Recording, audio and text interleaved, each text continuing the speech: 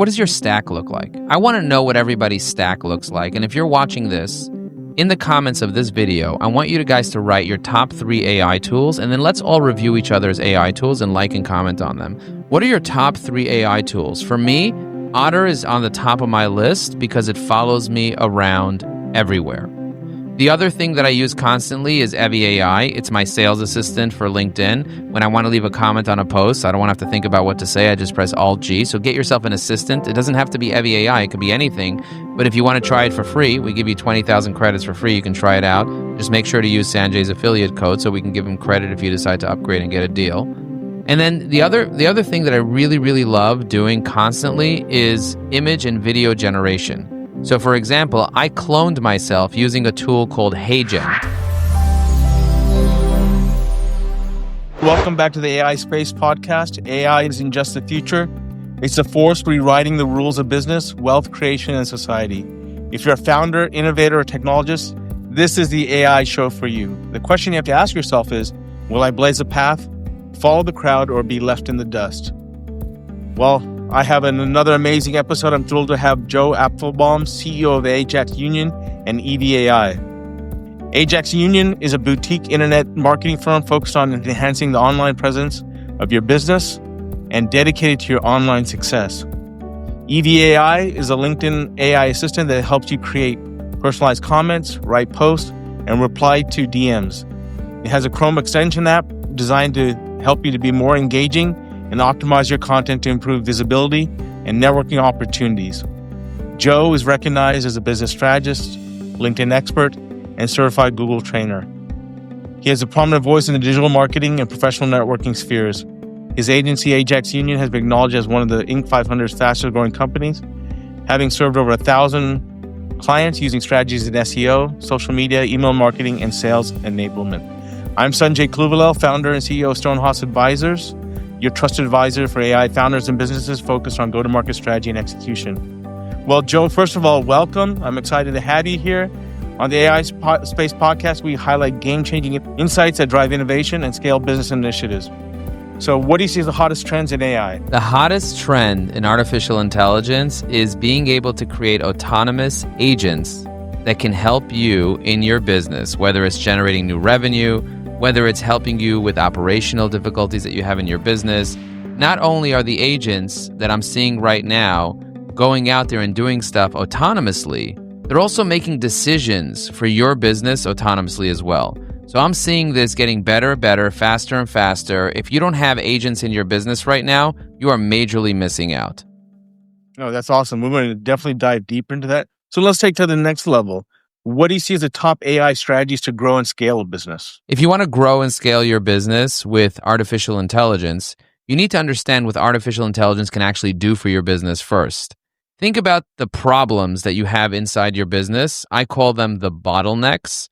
Every business has a bottleneck that is stopping you from getting where you are right now to where you want to go. If you can find those bottlenecks, and artificial intelligence can help you find where the bottlenecks are, and then you can solve those bottlenecks, you are like opening up a river to be able to have unstoppable growth.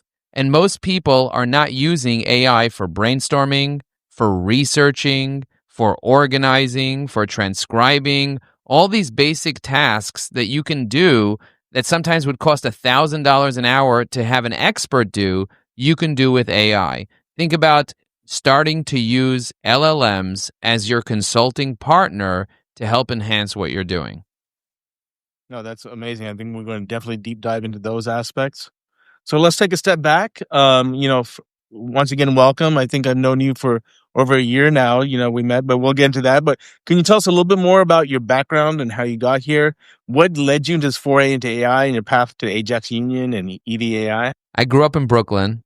I lived for 40 years in Brooklyn, and my parents, they wanted me, especially my father, he wanted me to be a rabbi. His father wanted him to be an entrepreneur. He kind of rebelled against his father and decided to become a rabbi. He wanted me to become a rabbi and follow in his footsteps, so he sent me to rabbinical school. I actually went and became a rabbi, and at the end of it, I realized, you know what? I need to make money. My parents are living in a basement. There's no money here. I need to figure out how to buy a house and make a good life for my kids. And I wasn't married at the time yet, but my mother was like, if you want to make money, like what's stopping you from making money? I was like, I didn't go to college. I don't have an education. I don't have a formal education. She got me in her car. We went to the library and she said, go into that place. And I wasn't really allowed to go to libraries because they had a lot of knowledge that wasn't religious there. And so she's like, go into that place, and in that place, you will be able to create something called self-education. And I said, what is that? She said, formal education will make you a living. Self-education will make you a fortune. And so go in there. And I went in there and I got some books on computers, and I didn't have a computer at the time because the internet was just coming out. And, I went to J&R Music and Computer World in Manhattan. It's no longer in business right now, but I got myself a compact Presario. My mother chipped in with me. And I learned to do something called web design. I don't know if you're familiar with web design, but it's basically coding HTML, which is writing different tags. And I learned Flash animations, and I learned about how to build websites, the basics building blocks of building a website, like what files are and how to upload them to an FTP server. And I started doing it for fun because I realized, oh my God, I can do this for fun. But then people started saying, hey, can we pay you to build me a website? And I started making about $1,000 per website, and I would do about 100 websites per year. So I'm making $100,000 a year. I'm barely 20, and I'm realizing, like, wow, this is a powerful thing. But my clients start complaining. They start saying, Joe, you built me a website, but nobody's here. I said, yeah, but if you build it, they will come. I read that in a book. One of the books in the library said, if you build it, they will come. I built it. Nobody came. And it was embarrassing, to tell you the truth. I had to figure out this concept called search engines and search engine optimization. Now the latest trend is GEO, generative engine optimization, where you use an LLM.text to get your website to rank within ChatGPT, Grok, and so on. But then it was all about search engines and how do you get to the number one page on Google. And believe it or not, Sanjay, it was really easy to do back then. All you had to do is find the word they wanted to rank for and add it to the title tag of the website, and the website would show up first on Google. And so I said, okay, can I do this for you? And people would be like, sure. I was like, but instead of charging you $1,000, why don't I charge you a few $100s a month, and I'll do it for you every month. And then before you know it, I had 1,100 clients, and we were doing millions of dollars in reoccurring revenue in our business because of the concept of, like, I didn't even realize that the reoccurring revenue was a thing. So I kind of had to, like, learn business, and I had 75 full-time employees, and I didn't know what culture was, and I didn't understand business. And I kind of had to, like, go to Vistage, an entrepreneurs organization, and hire mentors and get courses. I basically had to learn the whole process of what it means to build a multiple seven-figure business and go through that process.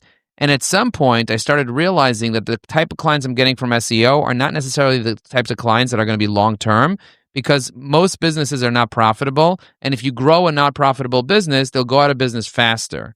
And so what ends up happening is I started growing all these companies, and they started going out of business because I got them a lot of top line, but they had no bottom line. So I got really into, like, strategy and figuring out how to get real big customers. And one day I was networking because I learned how to network. I had to go through the process. I wrote a book called High Energy Networking, to my whole experience and how I learned how to network. And I was sitting with the president of an organization, and I helped him get into 500 hospitals by giving him a niche list and supporting him and teaching him the process of account-based marketing. And then he looked at me, he's like, Joe, what can I do for you? I said, I'm trying to get into bigger companies. He's like, I have a friend of mine who's a sales director at a $400 million 3D printing company. Do you want me to introduce you to him? He's looking for an agency. I said, I would be thrilled. That would be great. That company was spending $45,000 a month with my agency when they started. And that was from a referral. And I was like, what am I doing? Why am I dealing with a few $100 account through SEO or cold calling when I could literally just do networking and get really, really, really, really big accounts?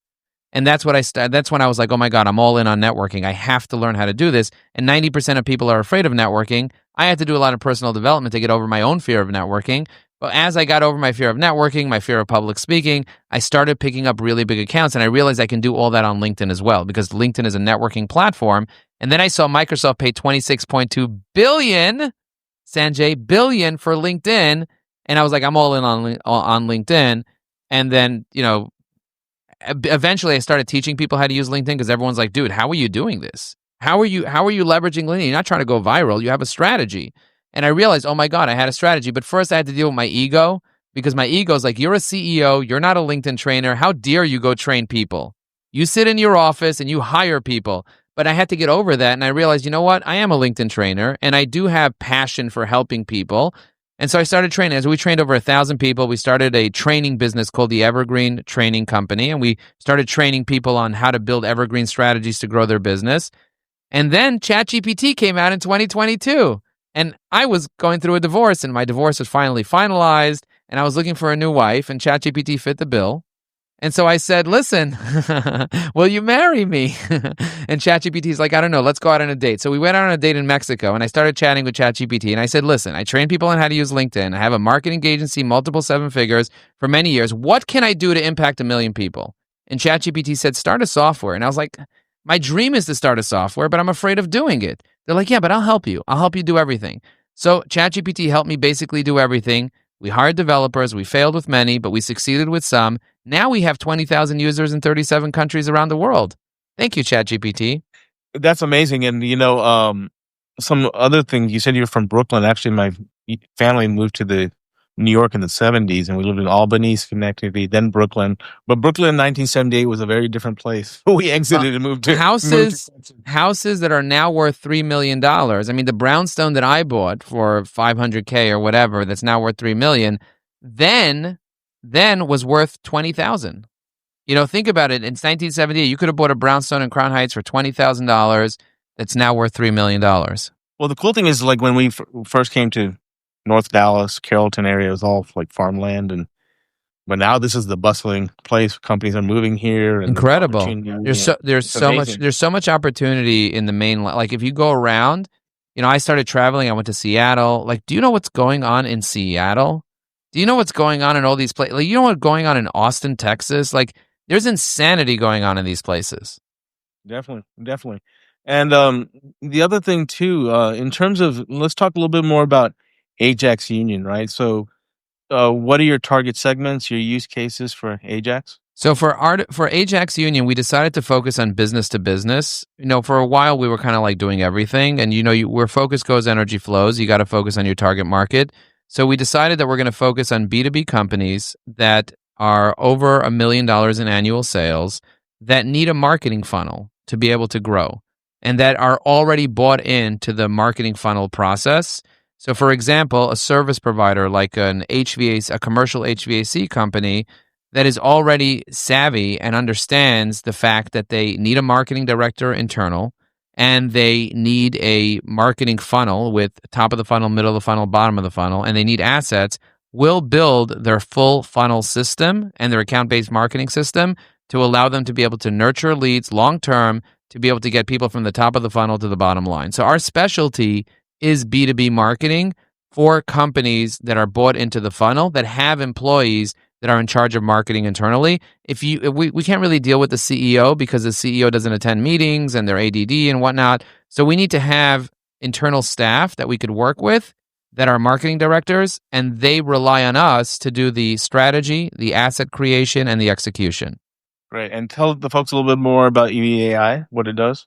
So evyAI is an artificial intelligence that solves the problem of you needing an assistant online. So every single person that's in sales needs to have an assistant, because if you don't have an assistant, you are an assistant. So we believe that time is precious, that with AI you need to be authentic, and of course, make sure that you can experiment properly. So we built an assistant that sits on the side of your browser and that helps you out with things like leaving comments on posts. We have a keyboard shortcut that will read the post and leave a comment on any platform.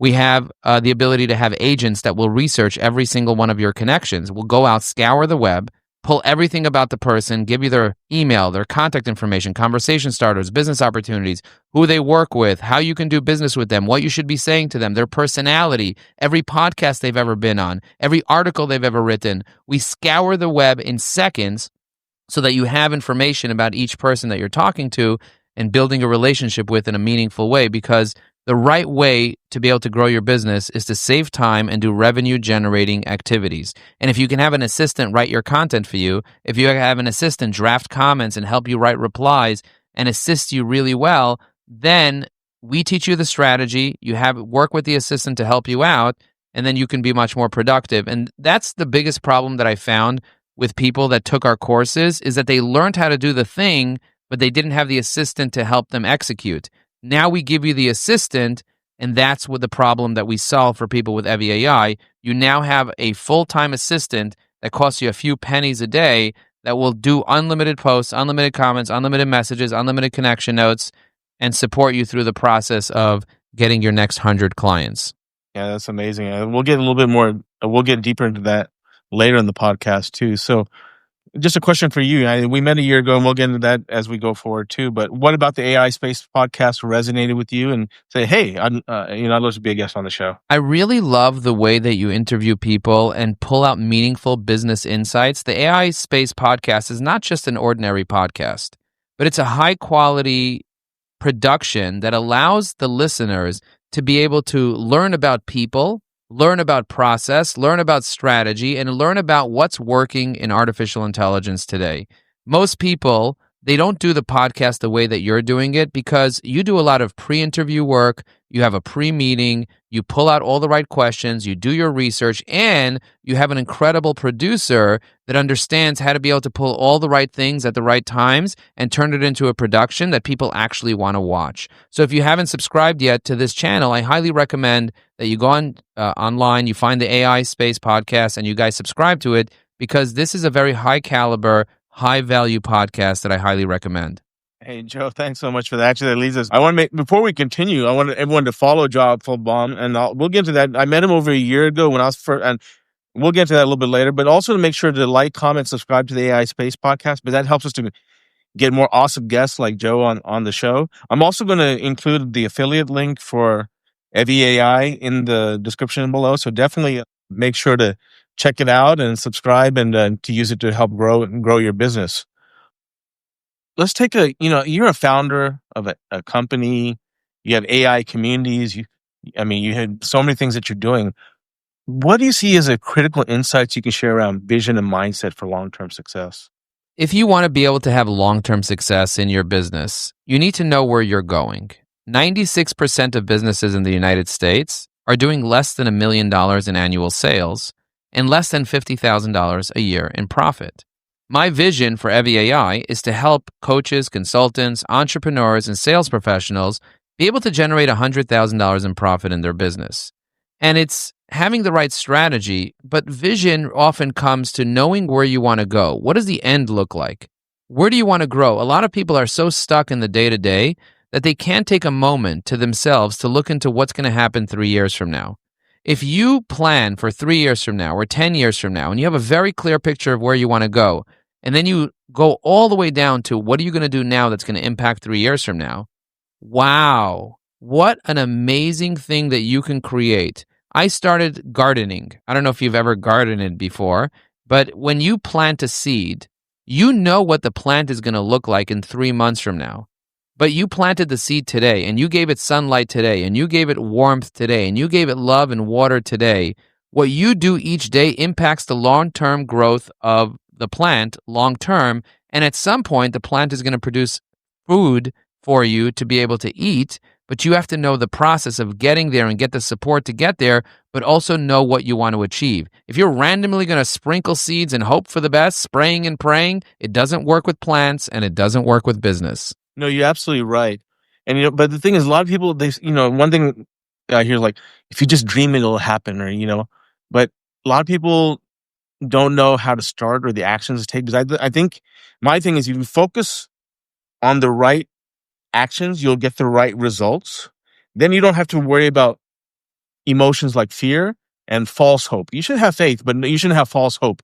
And you got to take the right action. So how does someone start taking the right actions in their business, right? I would say surround yourself with the right people because we mirror each other. So if you surround yourself with the right people, I surround myself with people like you who are successful entrepreneurs, who are thought leaders, who are into personal development. Look at your circle. Who are your buddies? Who are your bros? Who are your sisses? Who are the people in your life that you're connected to right now? Are they pushing? Are they going to the gym? Are they working out? Are they reading books? Are they doing personal development? Or are they hoping for the best? Hope is a great thing. It's important to have faith. It's important to have hope.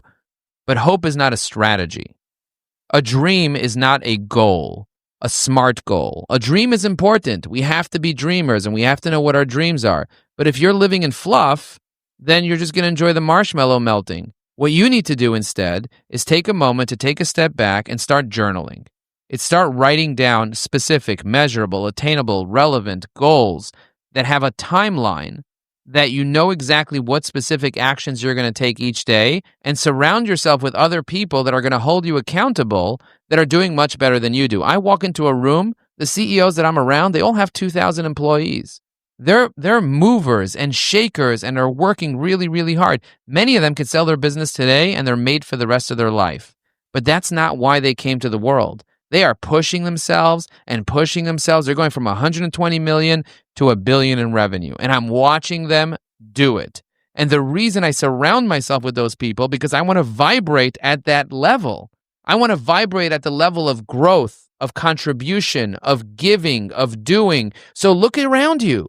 Look around you. If you are not surrounding yourself with the right people, get into nature. Nature vibrates at the highest level. So get into nature and upgrade yourself by upgrading your surroundings.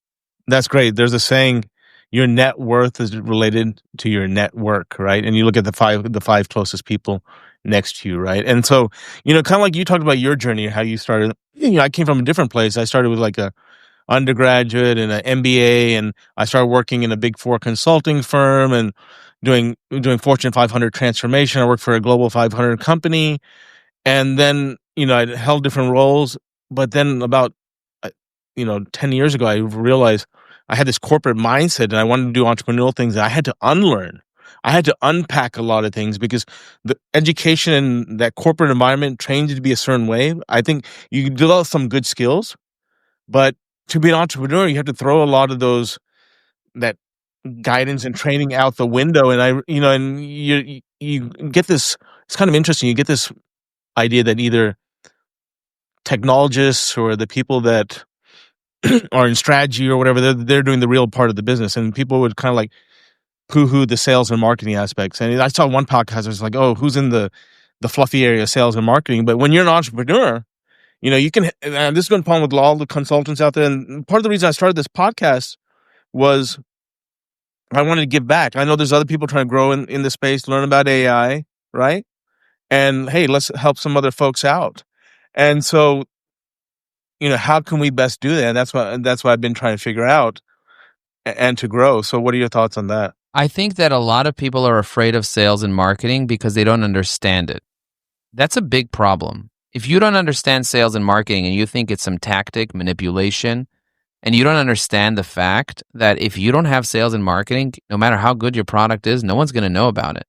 As a matter of fact, people don't buy your product. People buy the perception that your product has. People buy the marketing that your product has. People buy the sales pitch. They don't even buy the product. They don't even care about the product. They buy the branding. They buy the outside of the product. When you walk into Walmart and you're going to buy something, you're buying the outside. You're buying what you see. You're buying what you feel. You're not buying what the product actually does, but you're buying the promise of the product. So if that's the case, what's your promise? And so many people are afraid of the woo-woo part of sales and marketing because we all know that 50% of sales marketing is a waste. And you're trying to be as efficient as possible. It's different being efficient and being effective. There's a very big difference. Yeah, and you're absolutely right, because when I started, I think, okay, I have all these 30 plus years of experience. It shouldn't be too hard to get clients. I was like, it was a hard lesson because I had no lead gen, nothing. I had to start putting on my CMO hat, and I think that's how you connected with me. And I went through some of your online communities and used evyAI, and I started learning. It's like, okay, my gosh, and and we focus on these long statements of I'm a consultant, I do X, Y, and Z, right? The clients don't care about that. They have a problem. Do you understand their problem, their pain point? Can you deliver a solution or some sort of result that can do that? Do they trust that you have the experience and methodology to do it? And do they believe that you're going to deliver the results? I love what you said. You said about trust. You just said something really interesting. Do they trust you? Because do they trust you, which means do they believe in your promise? Are you articulating the words that they need to hear that resonates with what you said, their problem? But there are really 4 things that we teach in our course, which is the pains, the goals, the dreams, the fears. And our AI will automatically writes it all for you. So you put in your target market, you get really clear geographic, demographic, psychographic, firmographic. We break it all down. And then our AI will go off and tell you all their pains, goals, dreams, and fears, and then tell you what are the actionable things that you can create a promise around their pains, goals, dreams, and fears. If you do that correctly and then you get the message out to people, you're going to have clients in droves coming because people just want to solve problems. Sanjay, you're just thinking about your problem. You're not thinking about the client's problem. So if you're thinking about your problem and you communicate your problem to the client's going to ignore you. But if you communicate their problem to them, now they're listening. Yeah, you're absolutely right. As you started growing your business, right, it's easy, you got your first few clients, right? The hard part is taking it to that next level. So what are some insights that you have for folks like, okay, I got my initial client base, I get my lead gen working, I need to scale my sales systems, right, to get to the next level, scale my operations. What do you see as in terms of business scaling? What are your insights around that? Well, the first thing that you want to do is you want to treat your business when you're starting it in an unscalable way. I know that this doesn't sound good to a lot of consultants or a lot of coaches, a lot of people will be like, what are you talking about unscalable? I was like, hang on a second. Did you get your first 100 customers? You think you're going to get your first customer and now you're ready to scale? No. Your first 100 customers need to come first. And are you treating your first 100 customers like you're going to treat your first 100,000 customers at scale? And you start in a non-scalable way, supporting them deeply and getting to know them deeply and speaking to them and learning about them and learning everything that you can about them. And so what I did was, before I even started writing a line of code for evyAI, and I did this the same thing for Evergreen and for Ajax Union, I did this for all my business, and now I have a course called the 99 Hacks, and we're doing this as well. We already got 100 people to buy the 99 Hacks course, and we didn't even come out with the course yet. We're coming out in September. So what I do is I get people to pay for the product first based on the promise, because you don't need the product for people to pay. And then you start delivering on the promise to them before the product even exists. So with evyAI, I first got 100 people to pay for evyAI, and I started delivering on the promise of evyAI before I even created evyAI. And by the time I created it, I did it in an unscalable way. And I had spaghetti code, and it was an MVP, and they started using it and loving it and becoming addicting to it. And sometimes it broke, and sometimes it didn't work. But then we started implementing systems and processes, and we started finding the bottlenecks. What's stopping you from getting from point A to point B? So I would say start off really slow. Start off really unscalable. And then you're going to find your niche. You're going to find the biggest bottlenecks, and then you can start scaling. Then we got our first 1,000 customers in the first year, and now we're 20,000 users in 37 countries. And now we got the right partnership for us to be able to scale to 1 million users. So you can only do that once you treat it in an unscalable way. No, I think that's very important insight. And it reminds me also, when I first started this podcast, right, I was trying to give back and get things going. And obviously the team was doing a great job because I had no clue. I remember on the first episode, I was all bug-eyed and didn't know where to look, etc. Right? But I remember from some of your communities too, is like about being consistent. So we would post these reels every day on LinkedIn and go to Facebook and Meta, like crickets, zero Nothing, likes. Nobody there. No one's even watching. Nobody's there, but but the episodes were doing well. We were getting good traction on the main episodes. And was there a whole lot of engagement? No, because there's always that watch and see aspect. There's a term called, some people are lurkers, but who cares? I mean, but I just said, okay, I remember you kept saying, you just got to be consistent, show up every day. So I would just post regardless, right? And then there's a moment I was a little demotivated, and I was talking to a colleague, going back to, who's in your network, a former colleague, and I said, yeah, he goes, hey, I see your posts all the time. They're really good. They really look professional. I was like, oh, really? Because this person never made a like or a comment. He goes, yeah, you should keep doing it. I was like, great. And then somebody else told me the same thing too. I said, yeah, no, you're doing a good thing. Keep doing it. I was like, okay. And then I realized it's about branding and other things. If you're doing the right things and putting good content, don't worry about it. Like you said, it's planting the seeds. It'll show up later, right? And now, 6 months later, I'm seeing the results and seeing the traction. And it's never like the pure. In the early part of the hockey stick is the challenging part. And there's something called the valley of disappointment. You think things are going great, and you go through that valley of disappointment of hey, I'm not seeing the results. It's not happening as fast. But it's about that consistency. So I want to thank you for that. Just that reminder. It's still ingrained in my brain. So it allow you to add to that. So powerful to have consistency, because people will remember you based on repetition. That's how people remember you. They don't remember by seeing you once. Some people think, oh, I want to go viral. I'll get 15 minutes of fame and then I'll be famous. Wrong. They need to see you every single day for 10 years. Every single day. I'd rather have 100 people see me every day for 10 years than 1 million people see me once for 10 minutes. I'll say this again. I would rather have 100 people see me every day for 10 years than have 1 million people see me for 10 minutes. Why? Because those 100 people know me, trust me, like me, and they each have a network of 100 people themselves. And now I'm tapping into 10,000 people through the network of 100 tight people. So you want to do it right? Keep it tight. Oh, I think that's that's good. That's good. So let's get a little bit into technology, right? So what do you see as some of the essential AI tools or frameworks that you're using or seem popular going forward? Well, I think that what people need to start using from a tool perspective is something that solves the problems in their business. Like number one, let's think about transcription.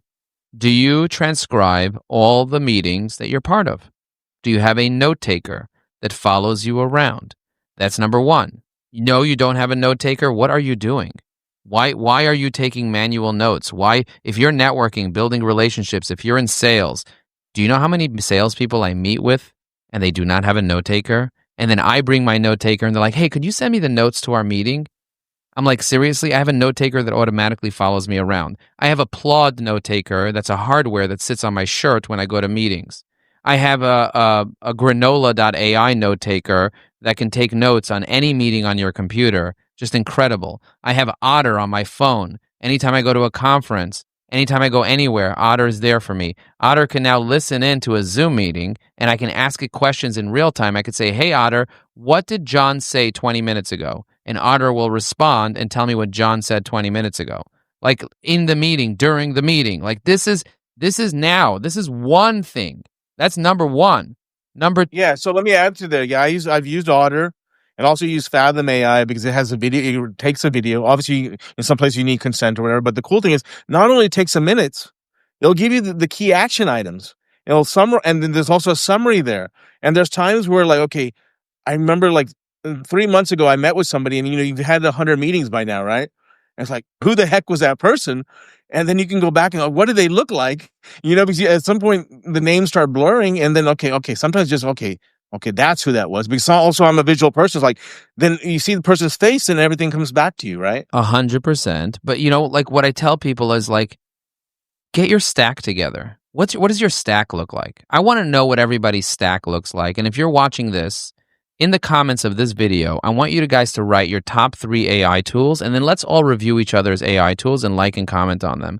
What are your top 3 AI tools? For me, Otter is on the top of my list because it follows me around everywhere.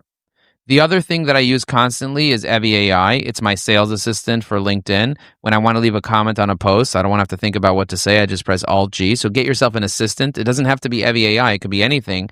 But if you want to try it for free, we give you 20,000 credits for free. You can try it out. Just make sure to use Sanjay's affiliate code so we can give him credit if you decide to upgrade and get a deal. And then the other thing that I really, really love doing constantly is image and video generation. So for example, I cloned myself using a tool called HeyGen. So if I want to send somebody a message and maybe I lost my voice because I went to a rave or something, I want to still send the person a message. So I will create a message on video with my clone and send it to them, and they don't know the difference. If you watch some of my courses or some of my videos, you don't know if this is really me or not. Like, it sounds like me. It looks like me. And I just type text and hit generate, and now there's a video of me saying whatever I want to say with this little microphone, with this headset, with this shirt, with this background, with everything. It's right there, ready to go. And by the way, I have a full-time person who's a video editor that's making videos for me that look like me, that sound like me, that taste like me, if you're into that literally is me, and I don't have to perform. I don't have to talk. So, like, why are you not cloning yourself? So those are the 3 things I would say, but I'd love to see everybody's 3. Yeah, no, that's great. I think definitely for me, the note taker, I use Fathom. I've tried all the GPTs. I have Perplexity for some research. I use ChatGPT. I use, sometimes Claude. I used to use Microsoft Copilot for some like IT step-by-step type stuff. But go ahead.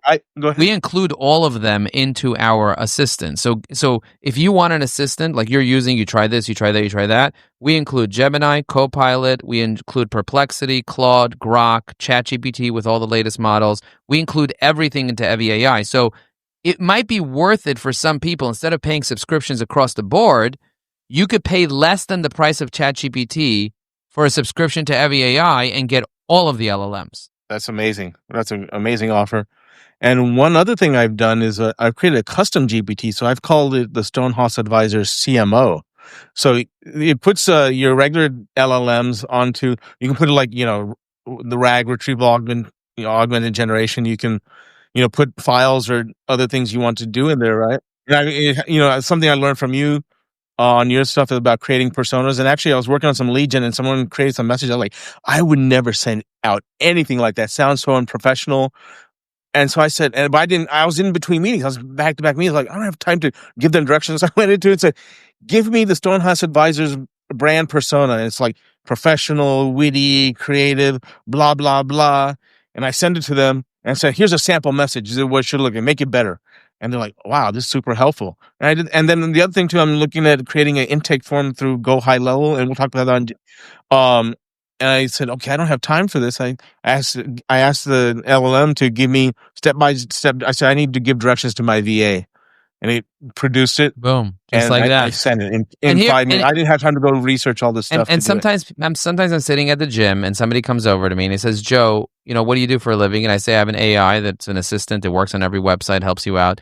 And then they're like, can you send me a demo? And I said, yeah, just you have your phone right there. Why don't you send the word demo to 973-841-8868? He's like, what was that?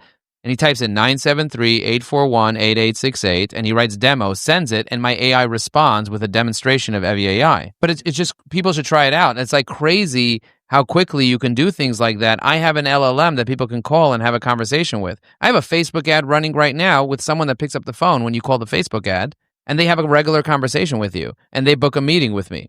Just like that, just like a regular person. Her name is Ava. She's ginger. She's a little redhead. Like that's what I chose.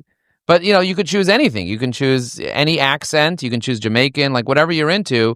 There's an AI that speaks like that perfectly, depending on who you're targeting. So if I'm targeting people in Ireland, I'm going to have an Irish accent.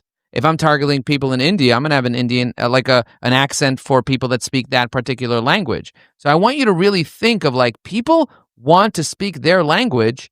You can have an AI that sounds, speaks, talks in their native language that can qualify, prospect, do customer service, and it's available right now for less than 10 cents a minute. That's amazing. So we've talked about note takers. We talked about LLMs.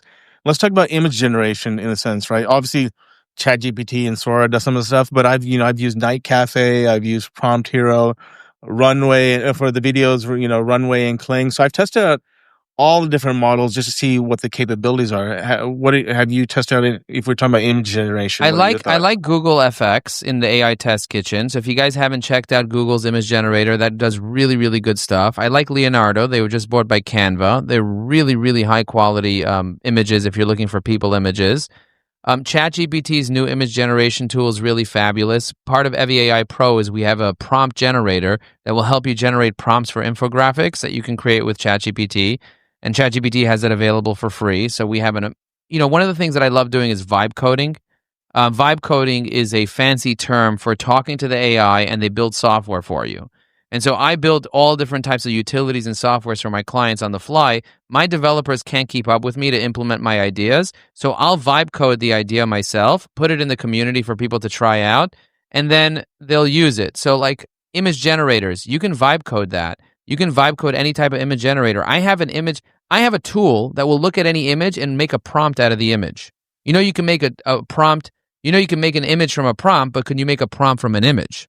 I've done that before, actually, in ChatGPT or whatever else, too. Sometimes I'm like, hey, I like this image, but I want to make a better version of it, so give me the prompt. So I vibe coded a Chrome extension where you can drag the image into the Chrome extension. It gives you the full prompt of how we can recreate it. And then I paste that prompt into ChatGPT or into Claude, and I say, Claude, make this prompt even better to take the image to the next level.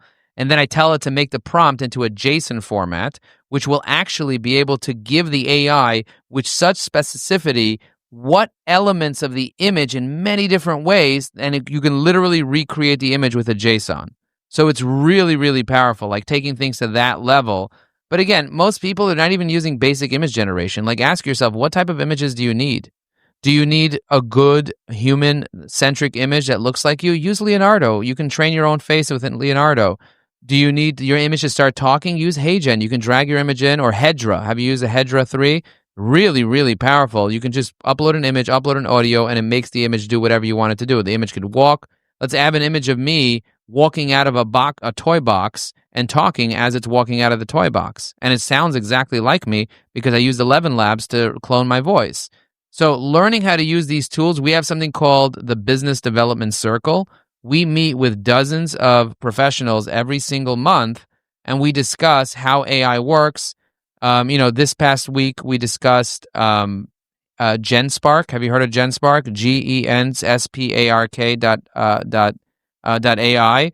They just came out with an LLM that creates podcasts that is so much better than Notebook LM. It's like 10 times better than Notebook LM because it creates the hosts separately, their personas of the hosts and their voices separately, and then it creates what each person says, and you watch it creating it, and then it puts it all together, and it's just like, it's like so good.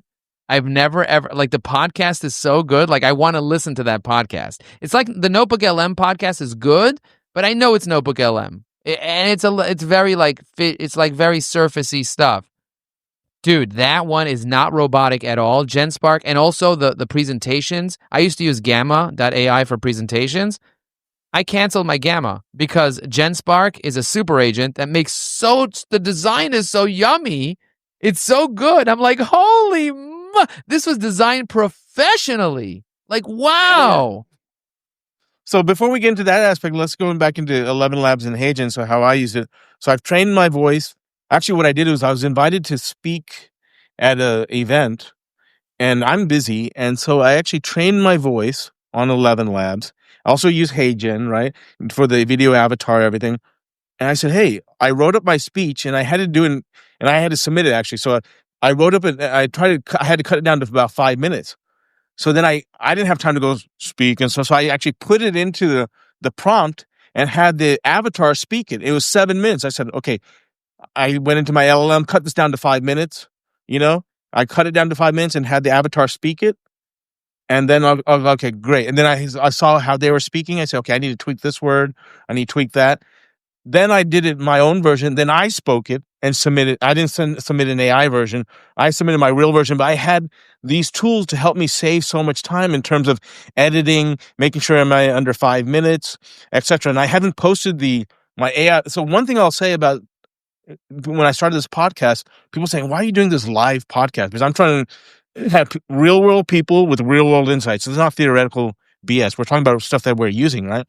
Saying, why didn't you just have an AI produce it? I was like, I want to be authentic, and that's great. But it's kind of interesting. I think YouTube rules are changing too, where if people are doing these faceless YouTube videos that have no purpose or story, it's going to be very difficult to monetize. So I'm glad where I am. And if it's a really good podcast that are generating really good content, kudos, amazing, right? But I think by having I think YouTube's more moving toward more authentic content. I mean, too. Human beings want authenticity. That's what human beings really want. They want to be able to know that it's real. 50% of people, as soon as you tell them it's AI, they stop listening to it. They're like, I'm not interested in it. Even if it's good content, if they learn it's AI, they don't want to see it. And a lot of people think everything's AI. They see an image like, oh, that's got to be AI. I'm like, I literally just took it with my phone. Well, that happened to me on a TikTok post. So I'm like, we can still tell it's AI, but I think the video cracked for a second. So I go like, that kind of did look like an AI, but I responded, it's not AI. Somebody once told me that my posts are all AI, and I said I literally wrote my post manually on LinkedIn Live, and they're like, oh shit. Like, you watch me write the post by hand because I've written 5 books by hand before AI was a thing. I went through a personal development journey to write books. I used to think, oh, I'm not a writer. I hire writers. I have 3 dozen writers working for me. And then a coach challenged me. He's like, Joe, can you write? if you wanted to. I was like, if I wanted to, of course I could. Yeah, write me an article. And then I tried and I couldn't. I couldn't write. And I was like, holy shit, I can't write. I have a mindset shift that I need to make. And I hired a writing coach. I worked with her for a year and a half before I wrote anything. And then she helped me get through all of my self-limiting beliefs. And then I read a book called On Writing by Stephen King, one of the most successful writers that ever lived. He wrote one nonfiction book about his writing journey. I read that book, and he says, if you don't write 2,000 words a day, how dare you call yourself a writer? And so every single morning, for years, I wrote 2,000 words every single day, and that turned into 5 published books. So like now I'm a writer, and I write, but I also train AI on my writing. So it's important for you to write so that AI can learn your style. And now I leverage AI, and I'm hybrid. I do some AI, some me. But at the end of the day, it's like, if you want to be able to express yourself, you got to be authentic. That's the key. Yeah, no, you're absolutely right. I mean, I use AI as a brainstorming sometimes. I personally want to make sure my posts are authentic, so I write my stuff first. They'll ask it to optimize and tweak it, but usually I don't like what it writes, and they'll maybe little nuggets that it helps. But at the end of the day, the post is my... It has to be yours. It has to be yours. And we have a microphone in evyAI that you can talk to unlimited, and it'll type everything you say while you're saying it. So like, why are you not doing that? Even if you want to leave a comment for somebody, I'll type it up for you. Why are you even going to... Why don't you have... like my assistant types things up for me? My AI assistant types things up for me. We have a microphone on LinkedIn, Facebook, Instagram, Twitter, WhatsApp. We have a microphone everywhere with evyAI. You just click on the mic and talk. And then AI can make it better if you want it to make it better, make it shorter, make it louder, make it stronger, make it faster, make it make it make it. Yeah. And then, now the next level, we're talking about the stack, right? Suno, add Suno to the stack, baby. Add Suno.ai to your stack ASAP. If you like rap, if you're like me, yo, my name is Joe. I'm the B to B to AI. I got it pro, and I literally can just say whatever I want, and it turns into real music for me with beats, with everything. So like, if you haven't been using Suno, dude, Suno.ai, the bomb. Oh, that's great. And then also the next level is really, if we're talking about the stack, is automations. There's workflow automations. People like use Make, and you can, people have Zapier integrations and automations. Slack now has some automations. All the tools are coming out with automations. Then the next level is agentic AI.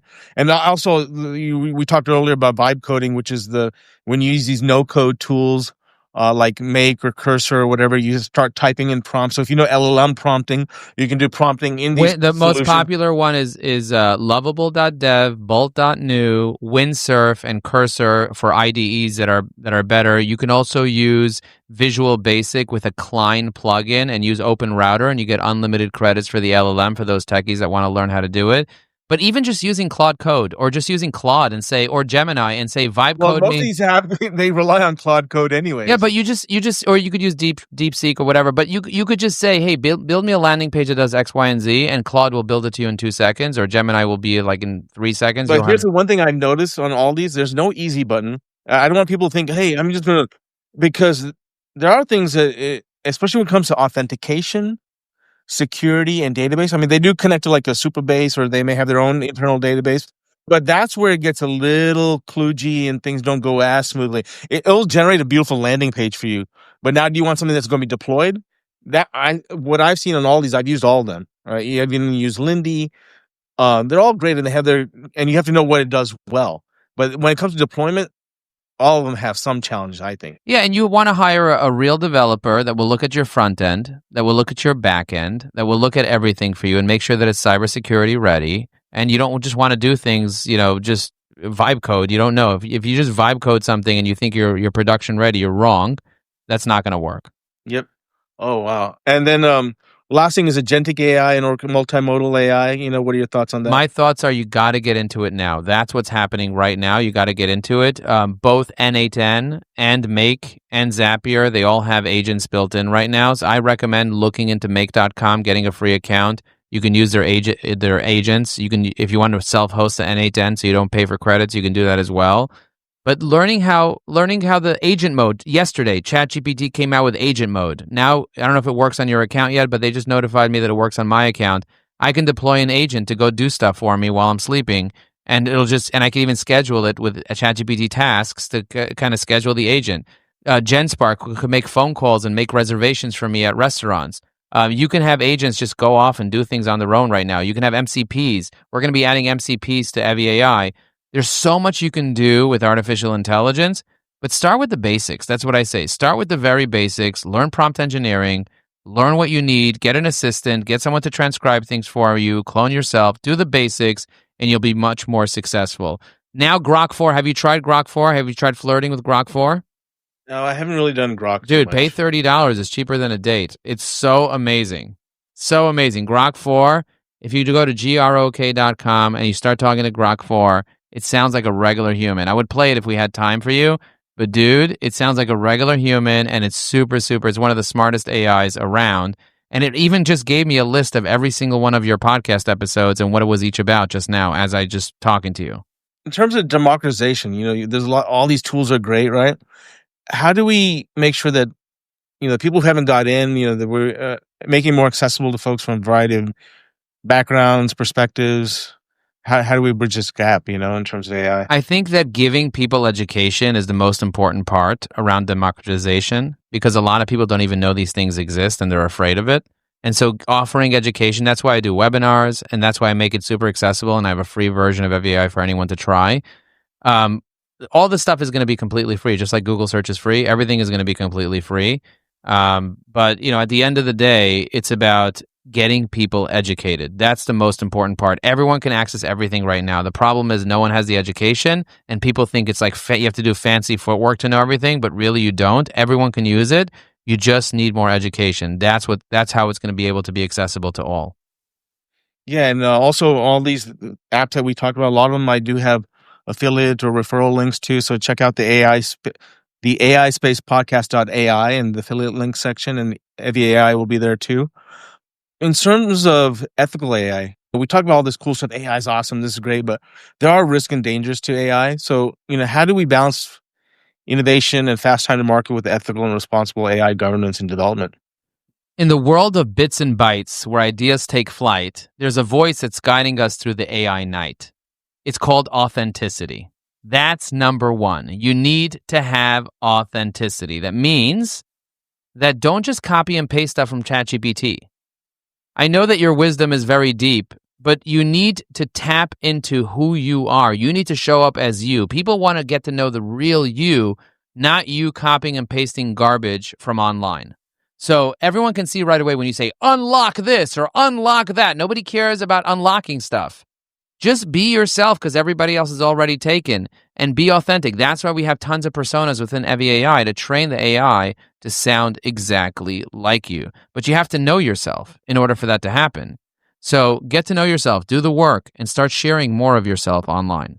Yeah, one other thing I want to get to is, we talk about technology and AI and business, but one of the things I use AI for, I'm very fascinated by languages, right? And I've noticed that these AIs are trained on Hebrew, Greek, the Bible, the Quran, the Torah, and so I'll use it to get etymology for words. So I want to do a little thought exercise for you, since you said you were going to be a rabbi. So, I actually 2 years ago, I took before I got into AI, I was taking an online biblical Hebrew and biblical Greek class. So I can read the scriptures with the interlinear, right? I still don't have time to get all the words, but current Hebrew is written in like the Aramaic script, right? From the Babylonian times, right? Yeah, so regular Hebrew is written with very specific Hebrew letters, and the AI can read all the Hebrew, but the AI doesn't understand always the context of what we're taught.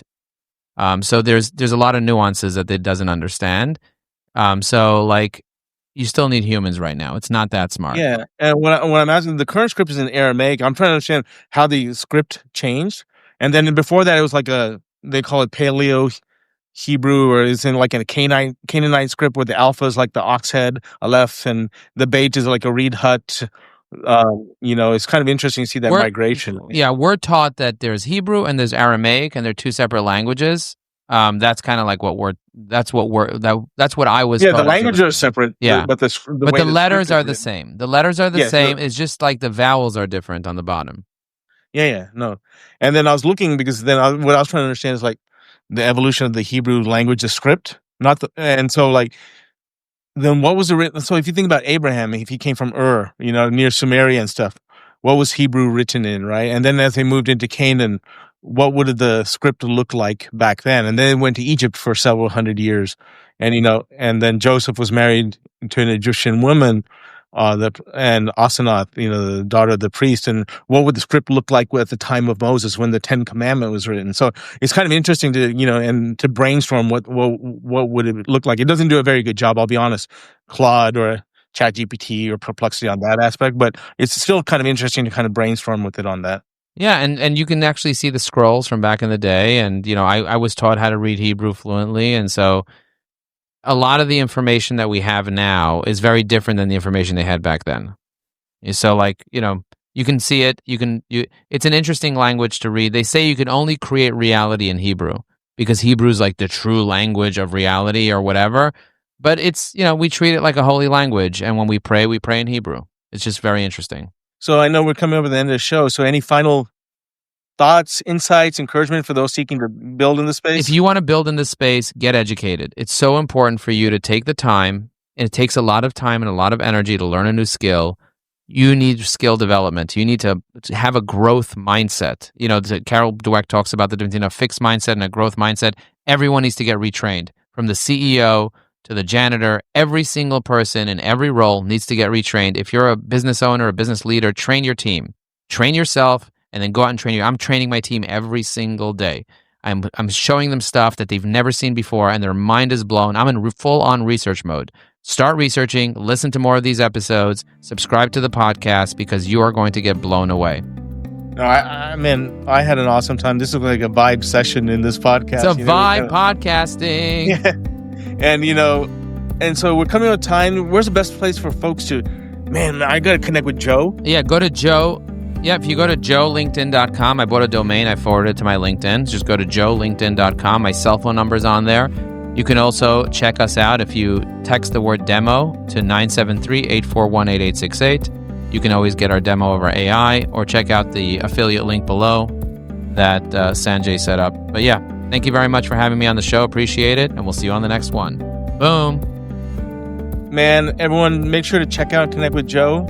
I'm realizing after this I need to reconnect with Joe on some things too, and so don't forget to follow us on LinkedIn, subscribe to our YouTube channel. You'll find us on platforms like Spotify, Apple, etc. Joe, man, I've learned a lot. I've had a lot of fun. I'm Sanjay Kluver, founder and CEO of Stonehaas Advisors. I hope you gain a wealth of game-changing, real-world insights to grow, transform, and scale to new levels and dimensions leveraging AI. I hope to see you all next time. Thanks so much. Thanks, Joe. Bye, everyone.